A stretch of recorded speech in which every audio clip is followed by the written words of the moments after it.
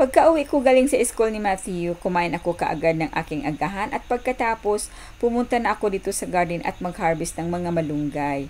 Para ito sa next winter, may makain ako, no? So, ang gagawin ko ay himayin pagkatapos, i-blanch siya, and then palamigin pagkatapos ilagay sa freezer for the winter.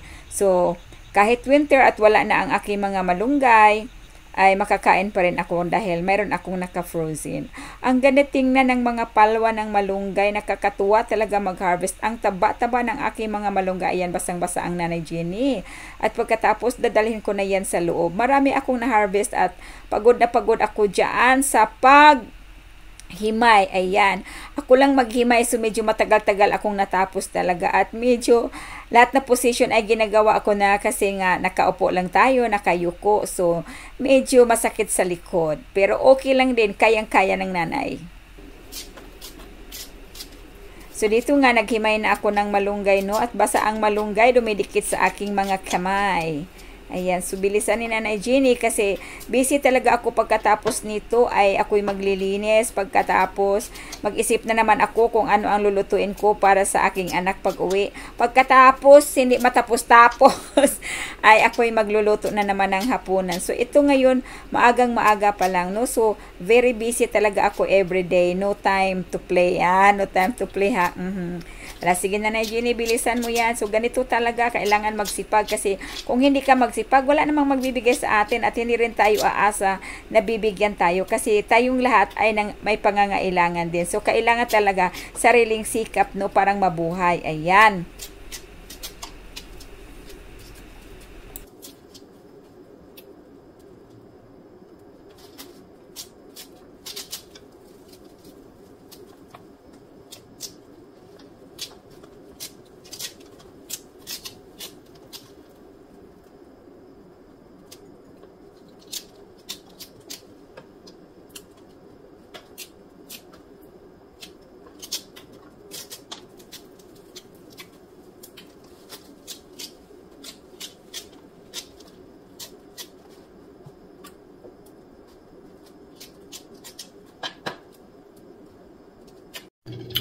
So, ito, kumulo na ang tubig.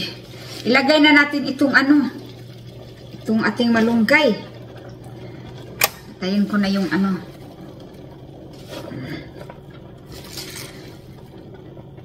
So, ayan, i-blanch ko lang siya. Pagkatapos, palamigin at ilagay sa ziplock, ilagay sa freezer.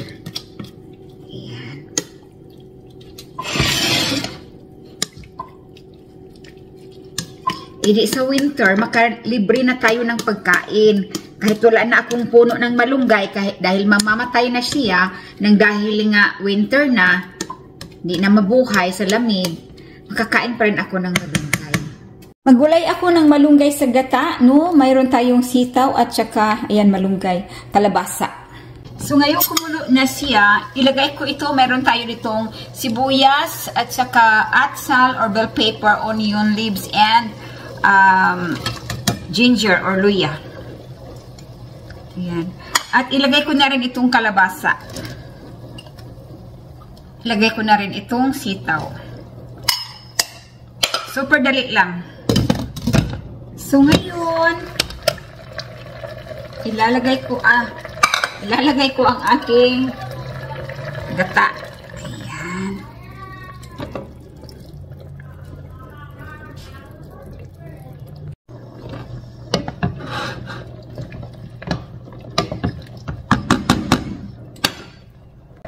Lagyan ko ng asin. Ayan.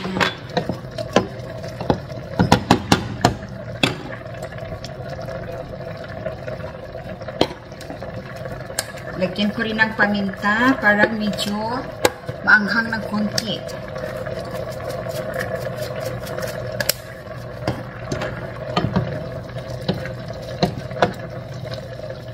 Ngayon, tikman natin.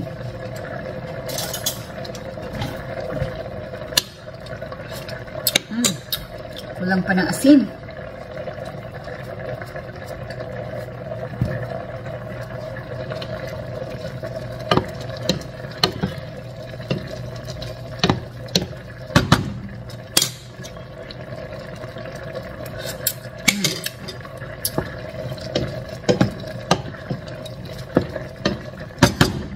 Ngayon, ilalagay ko na ang aking malunggay.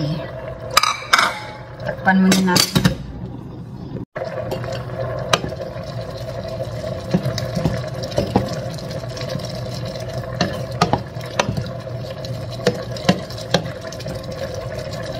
Tapos na.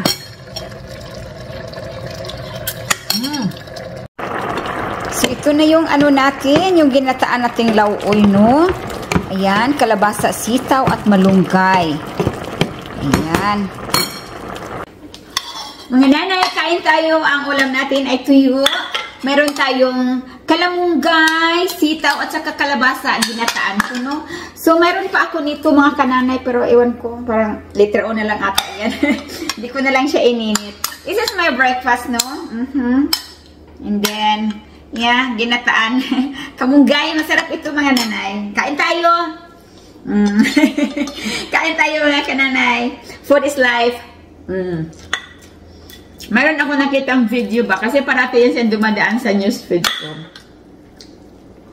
Parati siyang kumakain. May nag-comment doon, parati talang sinasabihan siya na kain ka lang ng kain. Dako kag kaon. Dako ko ng kaon. Aba, sabihan siya. Nga, kumusigi siya og kaon. Pag parati siyang kumakain, hindi naman siya nanghingi ng pagkain doon sa taong nagsabi sa kanya na malakas kumain. Provide naman siya ng asawa niya ng pagkain. Mabait yung asawa niya, parati siyang dinadalhan ng pagkain. Sabi ko nga, okay lang ba itong mga taong nagsabi ng ganyan? Hindi naman ang hingi sa kanila.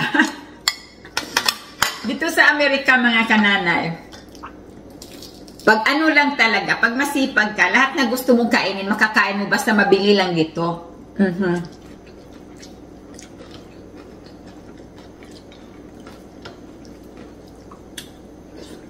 Kasi may pambili naman.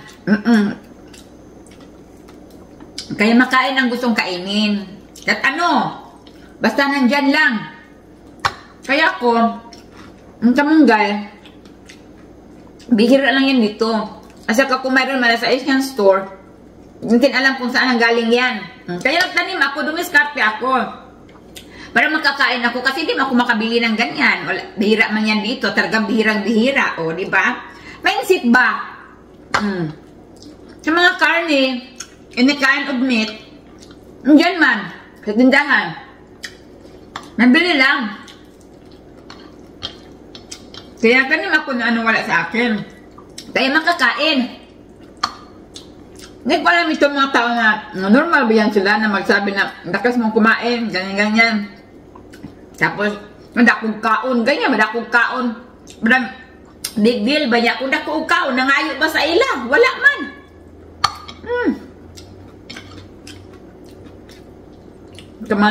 Kananay, gusto pa ng kanin.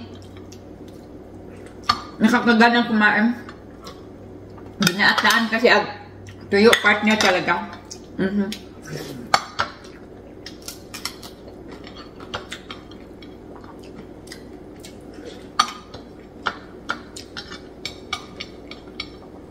Kaya gustong kumain, kumayod. Para makabili ng gusto.